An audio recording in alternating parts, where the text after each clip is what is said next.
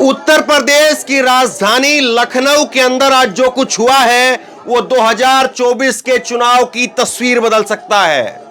ये तस्वीरें आप देखिए, अखिलेश यादव को आज जयप्रकाश नारायण जी की जयंती है और जयंती के मौके पर लखनऊ के अंदर जयप्रकाश नारायण इंटरनेशनल सेंटर में उनकी प्रतिमा के ऊपर माल्यार्पण करने के लिए जाना था। हर साल ये कार्यक्रम होता है, लेकिन योगी आदित्यनाथ की सरकार वो क्या कर रही है देखिए आप। लखनऊ के अंदर लखनऊ डेवलपमेंट अथॉरिटी LDA ने जयप्रकाश नारायण इंटरनेशनल सेंटर के ऊपर ताला जड़ दिया, लोहे की टील लगा दी और कहा कि सुरक्षा कारणों की वजह से, साफ सफाई का रखरखाव का काम चल रहा है, इसकी वजह से हम इसमें परमिशन नहीं दे सकते हैं अंदर जाने की। देश के क्रांतिकारी नेताओं के अंदर, बड़े क्रांतिकारी नेताओं के अंदर जिनका नाम शुमार है जयप्रकाश नारायण, उन जयप्रकाश नारायण की जयंती पर, जन्म जयंती पर अगर ये हाल हो रहा है तो आप देख लीजिए फिर क्या हालत है। लेकिन अखिलेश यादव इस सब को चीरते हुए वो पहले लोहे की टीनों को उखाड़ते हैं, उसके बाद में 8 से 10 फुट का ये गेट है और इस गेट को कूद करके, फांद करके अखिलेश यादव अंदर चले जाते हैं, माल्यार्पण करते हैं, माला पहनाते हैं प्रतिमा को। जयप्रकाश नारायण जी की जो प्रतिमा है उसको माला पहनाते हैं, तस्वीरें निकल करके बाहर आती है। ये अखिलेश यादव का आज जिस तरह से रूप देखने को मिला है, अखिलेश यादव की जिस तरह से आज आक्रामकता देखने को मिली है, अगर ये इसी तरह से बरकरार रहती है तो 2024 के चुनाव की तस्वीर बदल सकती है। मैं आपको कुछ तस्वीरें और दिखाता हूं, ये आप तस्वीरें देखिए और इन तस्वीरों के जरिए समझिए कि कैसे जो है वो अखिलेश यादव पूरी माहौल को बदल सकते हैं। ये देखिए, अखिलेश यादव ने ट्वीट किया कि जब लोकतंत्र में लोकनायक के माल्यार्पण के लिए बाधाएं खड़ी की जाए तो लोकतंत्र किस काम का, भाजपा सपा का रास्ता नहीं रोक सकती है। तो बड़ा आक्रामक होकर के अखिलेश यादव ने ट्वीट किया कि भाजपा सपा की बाधाएं लगा करके उसको नहीं रोक सकती है, और उन्होंने बताया कि मैं कैसे कूद करके गया। 2 फोटो उन्होंने ट्वीट किया है कि गेट को कूद करके जाना पड़ा, लेकिन मैंने जयप्रकाश नारायण जी की मूर्ति को माल्यार्पण किया। ये तस्वीरें यहां पर बता रही है। और उसके साथ साथ आप ये देखिए, जब अखिलेश यादव वहां पर पहुंचते हैं तो इतने बड़े क्रांतिकारी नेता अखिलेश यादव, ये जयप्रकाश नारायण जी, उनकी मूर्ति के ऊपर कैसे तिरपाल जो है वो लगाया हुआ है। ये Jayaprakash Narayan international centre JPNIC, ये खुद अखिलेश यादव की सरकार में बना हुआ है। इससे पहले जो है वो मुलायम सिंह जी ने इसका लोकार्पण किया और अब जो है उस सरकार कह रही कि हम इसका रखरखाव कर रहे हैं, साफ सफाई का काम चल रहा है। शानदार तरीके से बना हुआ है लखनऊ के अंदर, लेकिन उसको तिरपाल लगा करके, जयप्रकाश नारायण जी की मूर्ति को तिरपाल लगा करके, ये समाजवादी पार्टी के नेताओं की तरफ से फोटो ट्वीट की गई है कि तिरपाल लगा करके वहां पर मूर्ति को रखा हुआ है और फिर जाकर के इसको हटाया गया, साफ सफाई की गई और उसके बाद में माल्यार्पण किया गया है। ये कमाल की बात है, इतने बड़े नेता को आप तिरपाल लगा करके रखते हैं और आज जन्म जयंती के मौके पर कायदे से तो सरकार की तरफ से जाकर के जो है वो जयप्रकाश नारायण जी की मूर्ति के ऊपर जो है वो माल्यार्पण करना चाहिए था, क्योंकि जयप्रकाश नारायण के आंदोलन से भाजपा के भी बड़े नेता निकले हैं। कई भाजपा के बड़े नेता जयप्रकाश नारायण के आंदोलन से निकले और आज जो है वो देखिए कि क्या हालत में जयप्रकाश नारायण जी की मूर्ति है। ये तस्वीर अपने आप में बहुत कुछ कहती है। और अभी इसको लेकर के ट्वीट आया है, बयान आया है, ANI को ये जो है वो बाइट दी है केशव प्रसाद मौर्य ने। केशव प्रसाद मौर्य कहते हैं कि कांग्रेस इस देश में लोकतंत्र को खत्म करना चाहती है। उसने आपातकाल लगाया, लोकतंत्र की जड़ों को कमजोर करने की कोशिश की। अखिलेश यादव को बताना चाहिए कि कांग्रेस की गोद में क्यों बैठे हैं। अगर वह कांग्रेस की गोद में बैठे हैं, उन्हें जयप्रकाश नारायण को श्रद्धांजलि देने का कोई अधिकार नहीं है। वो सत्ता के बिना बेचैन हैं। ये केशव प्रसाद मौर्य की तरफ से बयान दिया गया है। आप सोचिए कि किस तरह से कांग्रेस और सपा के गठजोड़ से बीजेपी के अंदर बेचैनी है और इसीलिए बार बार कोई ना कोई ऐसी चीज डाल करके, कोई ना कोई ऐसा बयान डाल करके सपा और कांग्रेस के बीच में एक दूरी पैदा करने की कोशिश हो रही है कि किसी तरह से ये दोनों दल अगर उत्तर प्रदेश में अलग अलग हो जाएं तो हमारी राह आसान हो जाएगी। क्योंकि अगर अखिलेश यादव और राहुल गांधी, समाजवादी पार्टी और कांग्रेस पार्टी अगर दोनों एक हो जाती हैं तो फिर उसके बाद में जिस तरह का आज मौजूदा माहौल है, इंडिया के पक्ष में जो माहौल दिखाई दे रहा है, इंडिया गठबंधन के पक्ष में, वो बीजेपी के लिए बहुत घातक साबित हो सकता है। और इसीलिए जो है वो याद दिला रहे हैं कि कैसे इमरजेंसी लगाई गई थी, लेकिन आज मौजूदा सरकार किसकी है, मौजूदा सरकार के अंदर क्या इतनी अनुमति है कि जयप्रकाश नारायण इंटरनेशनल सेंटर जिसकी सरकार में बना और जो जयप्रकाश नारायण जी को अपना आदर्श मानते हैं, क्या वो उनको माल्यार्पण भी नहीं कर सकते हैं? बताइए आप इस बात को। कोई भी व्यक्ति, उत्तर प्रदेश का व्यक्ति या देश का कोई भी व्यक्ति, कोई भी नागरिक क्या इस बात को कबूल कर पाएगा कि इतने बड़े नेता, इतना क्रांतिकारी नेता, उनकी प्रतिमा को इस तरह से तिरपाल ढक करके रखा जाए, गर्दन के ऊपर इस तरह से जो है वो रस्सी बांध करके रखी जा रही है इतने बड़े नेता की? क्या इसको कोई भी जो है वो सही ठहरा पाएगा? ये तस्वीर आप देखिए, तस्वीर अपने आप में बहुत कुछ कहती है।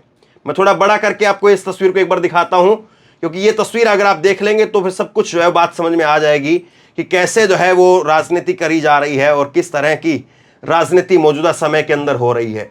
और उसके बाद में बीजेपी याद दिला रही है इमरजेंसी की। ये देखिए आप, जयप्रकाश नारायण जी की ये तस्वीर को आप देखिए, कैसे तिरपाल लगा करके रखा हुआ है और आज इनकी जन्म जयंती है। तो ये तस्वीर समाजवादी पार्टी के नेताओं की तरफ से ट्वीट की गई है। कुछ तस्वीरें आप यहां पर देखिए। बीजेपी ने यहां पर रोकने की कोशिश की, लेकिन अखिलेश यादव की ये तस्वीर अब हर जगह पर चल रही है। और अगर अखबार लिख पाएंगे, ट्वीट कर पाएंगे, तो अखबारों में भी और खबरों में भी इस तस्वीर को पहली जगह मिलनी चाहिए। ये तस्वीर जो है पहली जगह इसको मिलनी चाहिए। अब कितना इस पर टीवी अखबार बोल पाते हैं, लेकिन सोशल मीडिया पर ये तस्वीरें अखिलेश यादव की जबरदस्त तरीके से वायरल है। इसके साथ में आप ये देखिए, कुछ तस्वीरें मैं आपको और दिखा रहा हूं। अखिलेश यादव अपने जो है वो कार्यकर्ताओं के साथ में यहां पर गेट को कूदने का काम कर रहे हैं। 8 से 10 फुट का ये गेट है और इस गेट को अखिलेश यादव ने कूदा है। ये तस्वीरें भी आप देख लीजिए। और उसके बाद में माल्यार्पण किया है। दरअसल क्या था कि अखिलेश यादव ने सुबह ही ट्वीट कर दिया था, जब लखनऊ डेवलपमेंट अथॉरिटी की तरफ से कहा गया कि हम सुरक्षा कारणों की वजह से और हम जो है इसका साफ सफाई का काम कर रहे हैं, इसकी वजह से हम इसमें जाने की परमिशन नहीं दे सकते हैं, आपको अनुमति नहीं दे सकते हैं। तो उसके बाद में सुबह 8 बजे अखिलेश यादव की तरफ से ये ट्वीट किया जाता है, जिसमें वीडियो जो है उन्होंने बाकायदा ट्वीट किया कि कैसे जो है वो गेट पर ताला बंद कर दिया गया है और गेट पर जो है वो लोहे की टीन लगा दी गई है। तो अखिलेश यादव ने ये ट्वीट किया कि महान समाजवादी विचारक, सामाजिक न्याय के प्रबल प्रवक्ता लोकनायक जयप्रकाश नारायण जी की जयंती पर क्या सपा को माल्यार्पण करने से रोकने के लिए ये टीन की चादर लगा करके जेपीएनआईसी का रास्ता रोका जा रहा है? सच ये है कि भाजपा लोक नायक जयप्रकाश जी के भ्रष्टाचार, बेकारी, बेरोजगारी और महंगाई के खिलाफ छेड़े गए आंदोलन की स्मृति को दोहराने से डर रही है, क्योंकि भाजपा के राज में तो भ्रष्टाचार, बेकारी, बेरोजगारी और महंगाई तब से कई गुना ज्यादा है। अब क्या माल्यार्पण के लिए भी लोग जयप्रकाश नारायण जी की तरह संपूर्ण क्रांति का आह्वान करना पड़ेगा? अगर भाजपा को यही मंजूर है तो यही सही। अखिलेश यादव की तरफ से सुबह ये 8 बजे ट्वीट किया जाता है और उसके बाद में तमाम रास्ते जो जेपीएनआईसी की तरफ जाते हैं वो सारे के सारे रास्ते जो है वो रोक दिए गए। पुलिस का बैरिकेड वहां पर लगा, लेकिन अखिलेश यादव वहां पर पहुंचते हैं, अपनी बस लेकर के पहुंचते हैं और उसके बाद में इस गेट पर जो है वो चढ़ करके वो कूद जाते हैं। तो ये तस्वीरें जो है वो अपने आप में बहुत कुछ कहती हैं। और इसके बाद में अखिलेश यादव जो वहां से बाहर आए तो उन्होंने कहा कि संपूर्ण क्रांति के नेता, जननायक नेता के लिए हर वर्ष हम लोग आज की तारीख पर आते थे। ये कोई पहली बार नहीं है कि इस जेपी समाजवाद म्यूजियम में हम लोग माल्यार्पण करने के लिए आ रहे हैं, लेकिन ये सरकार टीन लगा करके, दरवाजे पर ताला लगा करके पता नहीं क्या बताना चाहती है। जनता की शक्ति के सामने सरकार की शक्ति का असर कुछ नहीं है। मुझे दुख इस बात का है कि पुलिस लगा करके यहां रोक रहे हैं। यह अखिलेश यादव की तरफ से कहा गया है, सुनिए जरा। सर आज जेपी रेसिडेंट में आज हम जैसे पहले कार्यक्रम समाजवादी लोग करते रहे हैं उसी तरीके से आज जयप्रकाश जी को संपूर्ण क्रांति के नायक के जन नायक नेता के लिए हर वर्ष हम लोग आज की तारीख में आते थे और ये कोई पहली बार नहीं है कि इस जेपी समाजवाद म्यूजियम में हम लोग माल्यार्पण करने पहली बार आ रहे हों, लेकिन पता नहीं सरकार टीन की शेड लगा करके, टीनें लगा करके, दरवाजा बंद कर करके, ताला लगा करके पता नहीं क्या बताना चाहती थी। ये वही जेपी है जिन्होंने संपूर्ण क्रांति का नारा दिया था और वो इसलिए दिया था कि उन परिस्थितियों में उस समय पर चरम सीमा पर महंगाई थी, चरम सीमा पर बेरोजगारी थी, चरम सीमा पर भ्रष्टाचार था और न जाने कितना उनके साथ देश के समाजवादी नेताओं को जेल जाना पड़ा, इमरजेंसी लगी। और जिस समय वो पीजीआई अस्पताल में थे उस समय जो उन्होंने जेल डायरी लिखी उसमें लिखा कि मैं कैसे सोच सकता हूँ एक लोकतांत्रिक देश में इमरजेंसी लग जाएगी। उसमें न जाने कितने लोगों को जेल भेजा गया, कई लोग कई वर्षों रहे और उस पीड़ा को, उस तकलीफ और परेशानी को जीवन भर नहीं भूल पाए। लेकिन जो नारा दिया था संपूर्ण क्रांति का, जो जगाने का काम किया था, उसने परिवर्तन लाने का काम हुआ और किया जनता ने। जनता की शक्ति के सामने सरकार की शक्ति का कुछ असर नहीं है। मुझे दुख इस बात का है कि पुलिस लगा करके यहाँ रोक रहे हैं, अधिकारी इस बात के लिए तैयार नहीं है तो किससे पूछें। तो कम से कम ये देश की और प्रदेश की जनता जाने और लोग जाने आखिरकार कौन रोक रहा है, कौन रोक रहा था। इसलिए मजबूरी में जिस तरीके से हर बार माल्यार्पण करने हम समाजवादी लोग आते थे, मुझे याद है जब उद्घाटन हुआ था नेताजी यहाँ आए थे, नेताजी से मैंने उद्घाटन करवाया था। एकमात्र देश में समाजवादी नेता के लिए एक ऐसा म्यूजियम बना जिसमें उसके जीवन के बारे में लोग प्रेरणा ले सकते हैं। जो आंदोलन उन्होंने चलाए थाली बजा करके, वो उससे प्रेरणा ले सकते हैं कि सरकार के खिलाफ और लोकतंत्र में कैसे आवाज उठाई जा सकती है। आप आवाज दबाने का काम कर रहे हैं उन समाजवादियों को, आने वाली पीढ़ी को जो देश के लिए कुछ करना चाहते हैं, सपना देखा उन्होंने।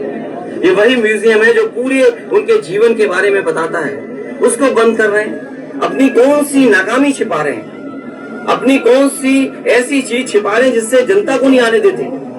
न केवल ये म्यूजियम, जो पीछे बड़ी इमारत है, बड़ी बिल्डिंग है जो कभी नेताजी ने, जॉर्ज फर्नांडिस ने और उस समय के समाजवादी लोगों ने इसका शिलान्यास किया था।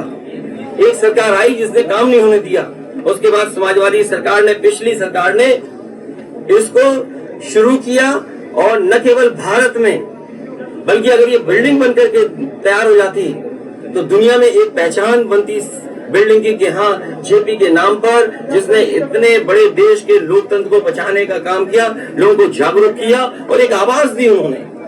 और मुझे लगता है कि देश की जनता को एक बार फिर इस सरकार की ताकत के खिलाफ लड़ना होगा और बिना जनता की शक्ति के लोकतंत्र, समाजवाद और सेकुलरिज्म बचने वाला नहीं। जो आवाज उन्होंने दी थी संपूर्ण क्रांति की, मुझे उम्मीद है कि सभी समाजवादी लोग मिलकर के आने वाले समय में लोकतंत्र बचाएंगे, समाजवाद बचाएंगे, संविधान बचाएंगे और उस संविधान को बचाएंगे जो बाबा साहब भीमराव अम्बेडकर जी ने हम सबको दिया है। और जिस समय बाबा साहब भीमराव अम्बेडकर जी का दिया हुआ संविधान इन्होंने बदल दिया, उसी दिन समझ लें हमारी आजादी भी ये लोग छीन लेंगे।